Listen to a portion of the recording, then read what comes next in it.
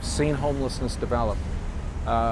People who are 30 years old or younger have grown up believing that homelessness was always part of the landscape, that there were always homeless people on these park benches, because that's what they've seen. But before 1980, we didn't have homelessness. So I know there was a time before where there was no homeless. We didn't see people with mental illness on the streets. And I also know, and what I find most painful, is that we know how to cure this problem. And it's just a matter of putting the political will and the resources in place to end it. So how will it be in 10 years looking back? Maybe there'll be a homeless museum and we'll say, oh, here's some photographs of people that they used to sit. They used to sit on benches, but they don't do that anymore.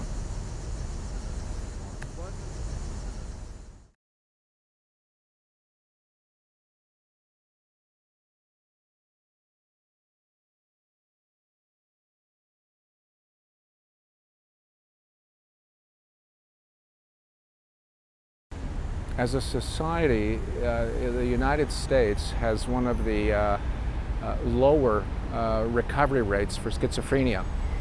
Places like Pakistan and India have higher recovery rates for schizophrenia than we do in the United States. And we also have one of the most overprescribed treatment systems in mental health in the world. You know, Americans are taking more medication than probably any other civilized country. Whereas in other societies, you're getting better outcomes with less medication because there's more social support, there's a different sense of inclusiveness among people with mental illness. Here we have this long history of asylum, and our current solutions still are to create mini asylums. The issue of integrating people with mental illness or tolerating the difference or supporting them amongst ourselves is not as popular as it is in other cultures. And yet, if we look cross-culturally, other cultures are doing a better job of taking care of their mentally ill with less medication and less money.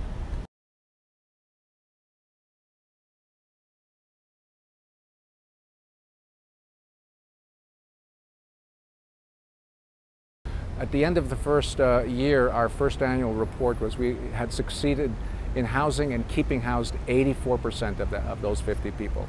And that number, about 85%, has been the number that's been held up with hundreds of people that followed, not only our programs, but in Denver, in Ohio, in San Francisco, Oakland, Chicago. You know, the program has been manifest in many, many different states now. And well, it's going to be talk about that, because it started in New York, and yes. the idea's catching on? It's catching on, yeah. I mean, there were, I would say, a snapshot of the history of it was no way. The reaction to the program, no way. You must be choosing the most well-developed homeless mentally ill people, the ones that you know, are barely mentally ill at all. And the opposite was true. We were choosing people that had mental illness, that had addiction, that had physical health problems, that had difficult behavior or histories of incarceration. We were targeting the very people that we knew would never make it in any other program.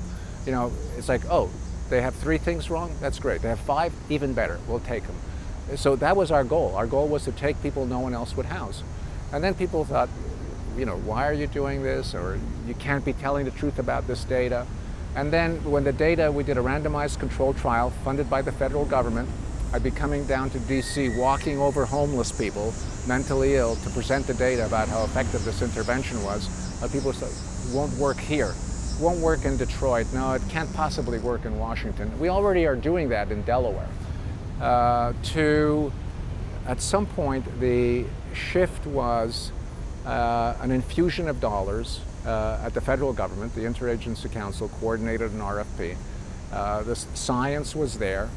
And they said, you know what, if you want to get any of this $35 million, you'll have to house people within 6 months, and you have to provide wraparound services for doing that. They didn't call it anything, they just said those were the particulars. People reading the thing said, well, we can't build anything, there's not enough time. The only way we're going to be able to do this is like just put someone in an apartment and then support services. That's what everybody started doing.